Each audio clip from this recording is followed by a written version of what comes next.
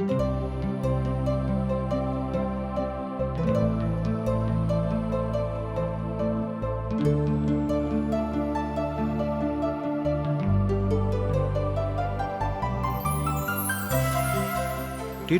India के प्रस्तुति आशक इजोत बाइबल के पुस्तक के क्रमबद्ध अध्ययन अछि, जाहि में अहाँ सबके वह मिलैक जे परमेश्वर द्वारा बनावल गेल मसीह के स्वरूप में जिये के लेल आवश्यक अछि। बाइबल यह बातों के बुनियादी रूपरेखा के सेहो शामिल करै छथि कि विश्वास के दोसर के संग कोना कऽ जियो के अछि। यह यीशु मसीह के अनुसरण करै छी।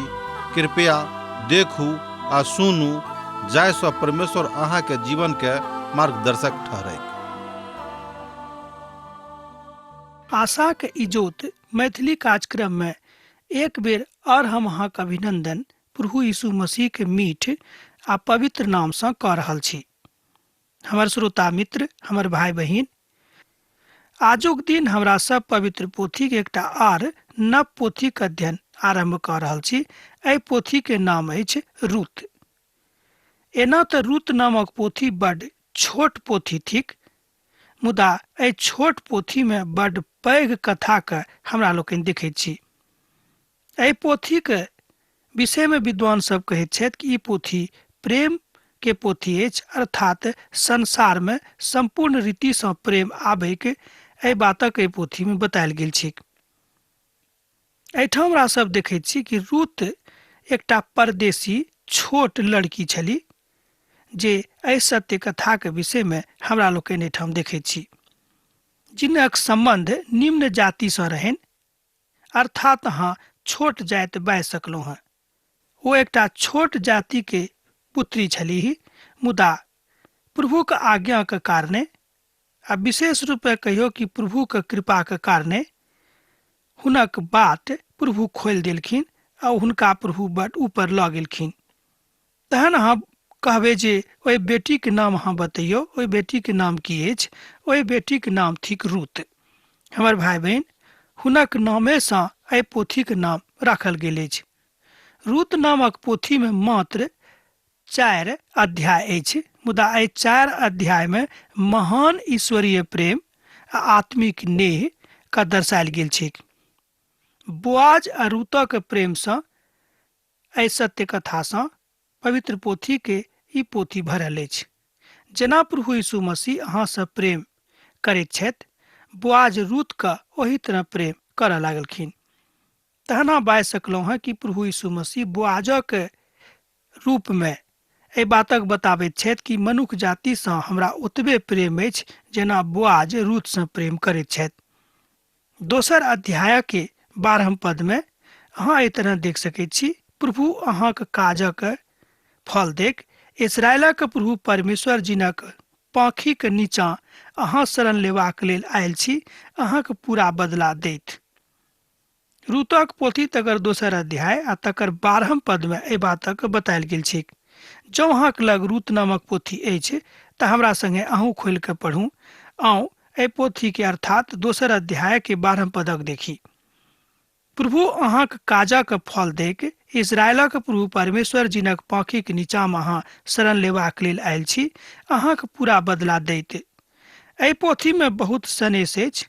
विशेष रूपे पोथी में प्रभु यीशु मसीह के वंशजा के विषय में बतायल गेल छै। अर्थात अहाँ बाजि सकलहुँ हैं कि प्रभु यीशु मसीह के वंशजा के अंकुर हिनके माध्यम सँ पिता परमेश्वर एहि संसार में आनने छथि, सेहो एहि बातक एहि पोथी में बतायल गेल अछि। तहन एहि तरह अहाँ बाजि सकलहुँ हैं कि एहि पोथी के महत्व बहुत बढ़ि गेल अछि। लेखन काल जे पोथी छल ईस्वी पूर्व 1000 बरख एहि पोथी के लेखन कालक मानल जाइत अछि। एहि पोथी के लेखक के छलाह, हुनका विषय में कोनो स्पष्टीकरण नहि अछि। एकटा भाई कील नामक एकटा विद्वान छथि।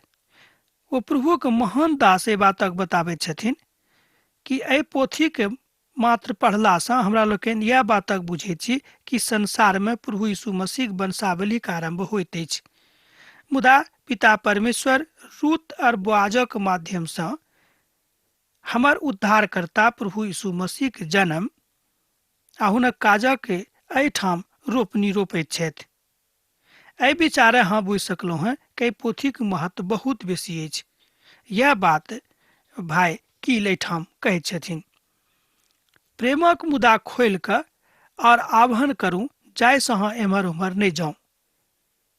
जँ अहाँ प्रेमक आह्वान कऽ रहल छी तऽ अहाँके प्रेमक आह्वान एहि तरह हुए जे निष्ठुर नहि रहैक, अर्थात एहि छोट पोथीमे यहूदाक वंश आ दाऊदक घरानासँ प्रभुक आगमन होइतेक सेहो महान संदेश एहिमे लुकायल छैक।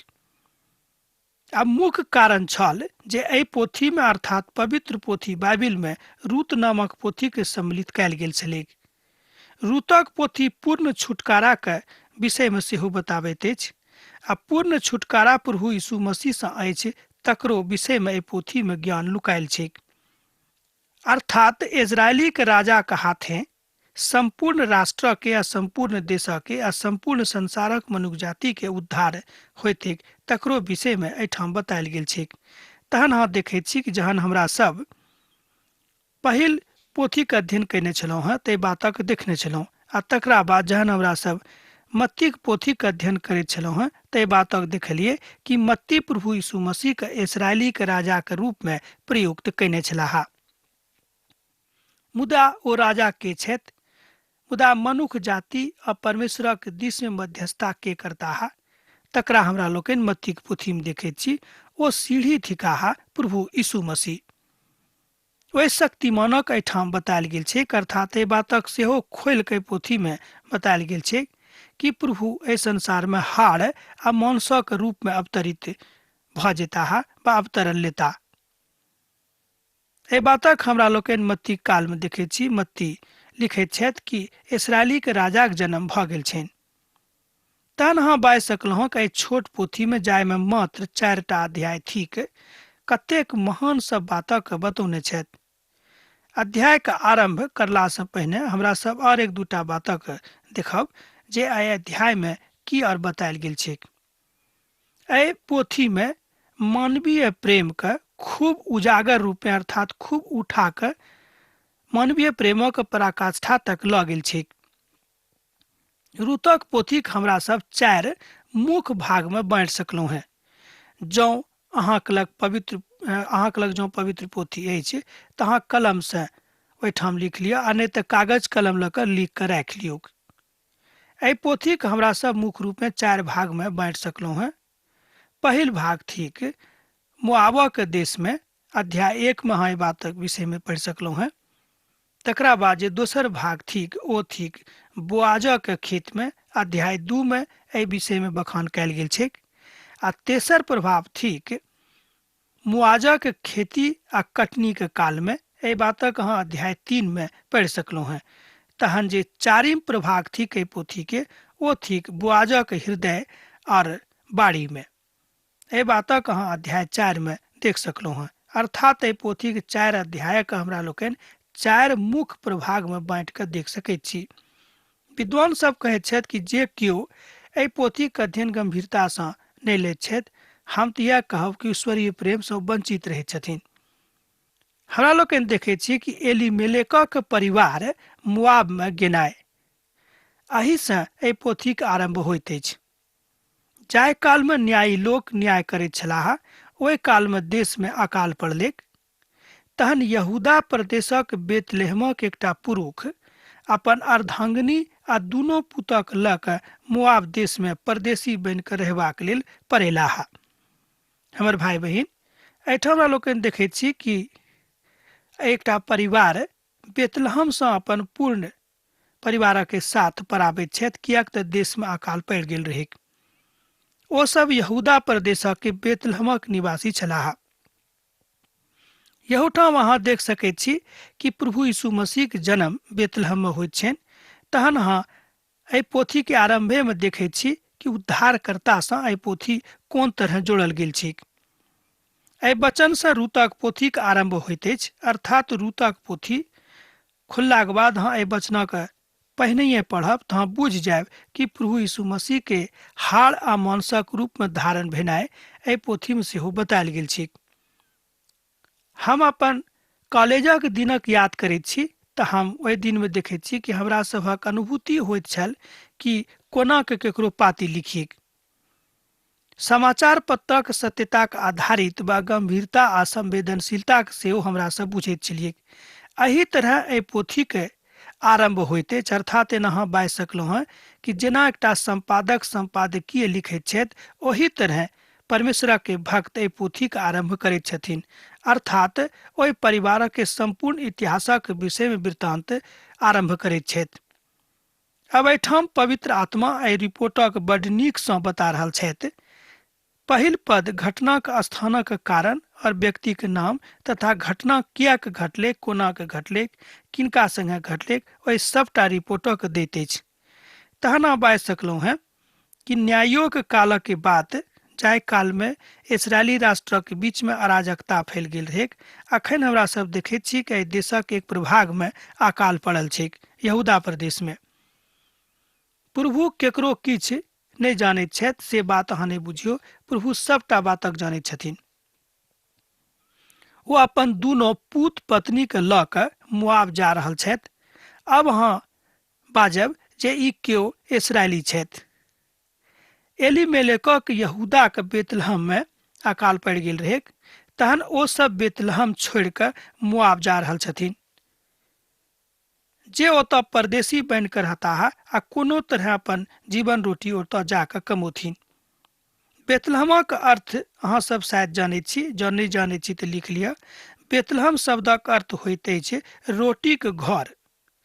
मुदा नओमी और हुनक परिवार कियाक बेतलहम छोड़ि कऽ अर्थात रोटीक गाम छोड़ि कऽ ओहिठाम से जा रहल छली। एहिठाम हमरा लोकनि देखैत छी कि रोटीक गाम में अकाल पड़ि गेल रहै, तैं ओ रोटी के खोज में दोसर देशक दिस जा रहल छथि। हमर भाई बहिन, मान लियो अहाँ केकरो दोस्ती करैत छी, केकरो संगे अहाँक दोस्ती अछि। मान लियो जँ ओ दोस्त अहाँके कोनो तरहक परेशानी में पड़ल छथि, कि हुनका छोड़ि कऽ जा रहल छियै। जँ अहाँ हुनका छोड़ि कऽ जा रहल छी तेकर मतलब यह भेल कि अहाँक दोस्ती खूब परिपक्व नहीं थिक।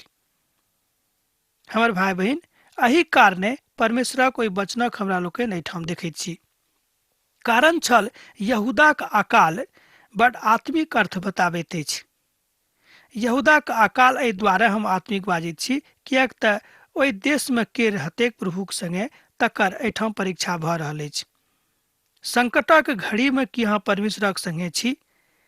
यहूदाक अकाल एहि बातक बताबैत अछि कि अहाँ संकटक घड़ी में प्रभु के संग रहैत छी कि नहि, अर्थात यीशु मसीहक संगति अहाँ छी कि नहि सेहो एहिठाम ई बातक अभिव्यक्ति होइत अछि। ओहि पुरखक नाम एलीमेलेक और हुनक पत्नीक नाम नओमी और हुनक दुनू बेटाक नाम महलोन और किलियोन रहन। ई सब एप्रामी अर्थात यहूदा के बेतलहम नगरी के रहे वाला छलाह।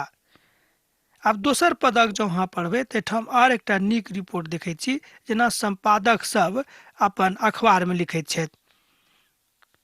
तकरा बाद में हुनक यात्रा के एहिठाम वृत्तांत बतायल गेल छै।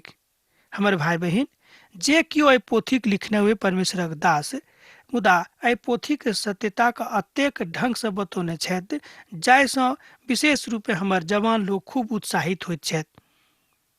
ओ मोआब में आबि कऽ रहऽ लागलखिन। एहि बातक अहाँ न्यायिक पोथी 1 अध्याय 2 पद में अहाँ देख सकैत छी।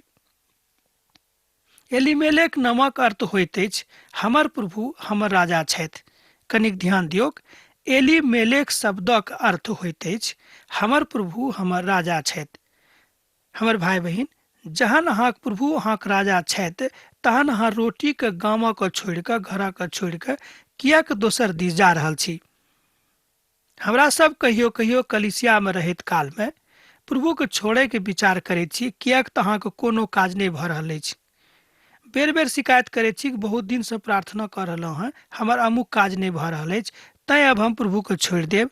जेना संसारक लोक रहैत अछि ओही तरह हमहूँ रहब। मुदा ई बात घाटा के थिक। ई घाटा के सौदा अहाँ किया कऽ रहल छी।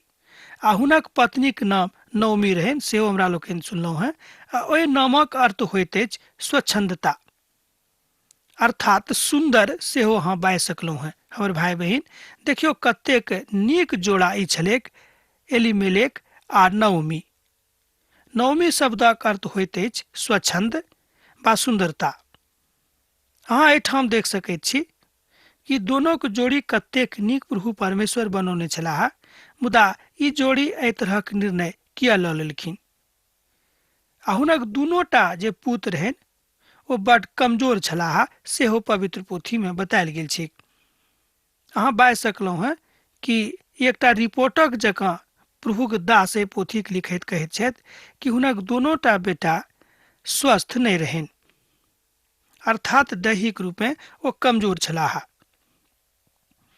एहि बातक अनुभूति अहूँके होइत जहन अहाँ प्रभुसँ अलग होइत छी तऽ अहाँ कोन तरह प्रभुक महिमाके देखैत छी।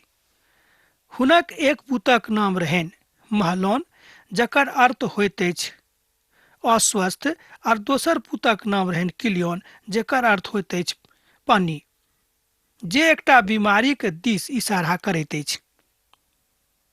हमर भाई बहिन, देखियौ कतेक खोलि कऽ लेखक एहि बातक अभिव्यक्ति करैत छथि कि हुनक दुनू पुतक अर्थ की होइत अछि, अर्थात बीमारी सेहो अहाँ बाजि सकलहुँ हैं। हुनक दोनों पुत्र स्वस्थ नहीं छलाह, तैं बहुत लोग शायद एहि कथाके कहैत छथि कि ई तऽ बड दुखी स्त्री छली, किएक तऽ हुनक दोनों पुत्र सैत घड़ी बीमारे रहैत रहनि। मुदा अकालक काल में रोटीके घरक छोड़ि कऽ, अर्थात बेतलहमक छोड़ि कऽ ओ सब मोआब देशक दिस जा रहल छथि, किएक तऽ मोआब में रोटी कमाबे के हिसाब किताब रहै। हमरो सब कहियो कहियो अपन मुकाम छोड़ि कऽ, अपन गाम छोड़ि कऽ दोसर ठाम रोटी कमाए के फेरा में जाइत छी। तहन एकर गलत अर्थ नहीं लगायब कि अहाँ अपन गाम, अपन घर, अपन देश के नहीं छोड़ियो। अहाँ छोड़ि सकैत छी, अहाँ जा सकैत छी, मुदा परमेश्वरक आज्ञा लऽ कऽ अहाँ जायब। तैं ओ सब लगातार मोआब में रहबाक हेतु आबि गेली। मुदा हमरा विचारे हुनक सभक बेतलहमे में रहबाक चाही, किएक तो सब इसराइली छलाह आ रोटी के गाम में ओ सब रहैत छलखिन। ओ सब ओतऽ खेती में काज करऽ लगलखिन, किएक तऽ हुनका लग और दोसर कोनो चारा नहीं रहनि, आ वही रीति से हुनका सब अपन अपन परिवारक पालन करऽ लगलखिन। एहिठाम हमरा लोकनि देखै छी छोट परिवार खेती कऽ कऽ दूसरा के खेत में मजूरी कऽ कऽ अपन पालन पोषण करनाइ आरम्भ कऽ दैत छथि। कनिक एहि पदक विशेष रूपे अहाँ ध्यान दियौक। नओमीक पति एलिमेलेक मरि गेलाह आ हुनक पुत्र दोनों आ सेहो बीचे में एहिठाम आबैत छथि। एहिठाम हमरा लोकनि जब तेसर पदक देखैत छी तऽ हम की देखैत छी, हुनक पति एहिठाम आबि कऽ अर्थात एलिमेलेक मरि गेलाह। अब हुनक दुनू पुत्र आ ओ बीच में गेलीह। अब ओ सब मुश्किल में पड़ि गेलाह आ हुनका जीवन में तकलीफ आरंभ भऽ गेलनि। एहिठाम हमरा लोकनि देखैत छी कि परमेश्वरक आज्ञाक उल्लंघन करलाक बादे जहिना ओ सब एहिठाम मोआब में पहुँचैत छथि, नओमी के पति के मृत्यु भऽ जाइत छनि। हमर भाई बहिन, एहिठाम आबि कऽ एलिमेलेक मरि गेलाह। अब देखियौ एहि स्त्रीक स्थिति कतेक दयनीय भऽ जाइत अछि, एहिठाम से हमरा लोकनि देखैत छी। रोटीक नगरी बेतलहमक छोड़ि कऽ ओ सब आयल छली। कनि ध्यान दियौ कि रोटीक नगरी बेतलहमक छोड़ि कऽ ओ सब एहिठाम आयल छली। पहिल यूहन्नाक पोथी तकर 5 अध्याय आ तकर 16 पद में सेहो अहाँ एहि बातक देख सकैत छी।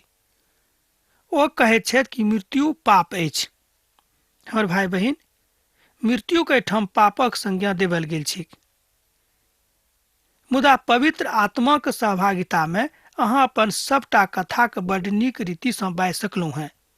अब हुनक पति मरि गेलनि आ हुनका संगे आगू की होइते तकरो विषय में अहाँ जँ देखैत छी तऽ बड विचित्र लागत। अब हुनका चिंता भऽ गेलनि कि हम अब आगू की करब आ कोना कऽ अपन परिवारक चलायब। एहिठाम हमरा लोकनि देखैत छी कि हुनका सभक संगति जे महानता सँ हटल जा रहल छलनि, अर्थात प्रभुक दिस सँ हटल जा रहल छलनि, ई नीक नहि भऽ रहल छलैक। हमर भाई बहिन, हमरो सभक बेतलहम छोड़बाक आवश्यकता नहि अछि, किएक तऽ हमरा सब प्रभु यीशु मसीह संगे रहैत छी, अर्थात हम अपन जीवन के रोटीक संगे रहैत छी। यूहन्नाक पोथी में प्रभु यीशु मसीह कहैत छथि कि जिंदगी के रोटी तऽ हम ही थिकौं हैं। पूत सब एक एकटा मुआबिन स्त्री सँ आब देखियौ हुनका परिवारक पतन भेनाइ आरंभ भऽ गेलै। एहिठाम हमरा लोकनि देखैत छी कि हुनका सभक नैतिक पतन भऽ जाइत छनि हुनक दुनू बेटा के। पूत सब एक एकटा मुआबिन स्त्री सँ विवाह कऽ लेलथि। एक स्त्रीक नाम ओरपा आ दोसर स्त्रीक नाम रूत रहनि आ ओ सब ओतऽ लगभग 10 बरख छलाह। एहि बातक रूतक पोथी तकर 1 अध्याय तकर 4 पद में देखैत छी। एकर अर्थ यह भेल कि ओहिठाम नओमी के परिवार आबि कऽ बहुत बरख धरि रहलाह, मुदा मासो नहि लागलै कि ओ सब मूसाक व्यवस्थाक उल्लंघन कऽ देलखिन। अब एहिठाम अहाँ देख सकलहुँ हैं कि जे ओ सब मूसाक व्यवस्थाक उल्लंघन करलखिन, अर्थात परमेश्वरक आज्ञाक उल्लंघन कऽ देलखिन आ हुनका में प्रभु के डर नहि रहलनि। जहन हमरा सभक हृदय में परमेश्वर के डर नहीं रहैत अछि तहन अहाँ बुझि सकलहुँ कि हमरा सभक जिंदगी में की होइत। दोसर जातिक बेटी सँ विवाह कैलथि जे इस्राएली के प्रभु के पसंद नहीं रहनि। ई परिवार तऽ प्रभु के बड़ प्यार करैत छलाह, सेहो बात बड़ नीक अछि। तहन किएक एहि तरहक तकलीफ हुनका सभक जिंदगी में आबि गेलनि।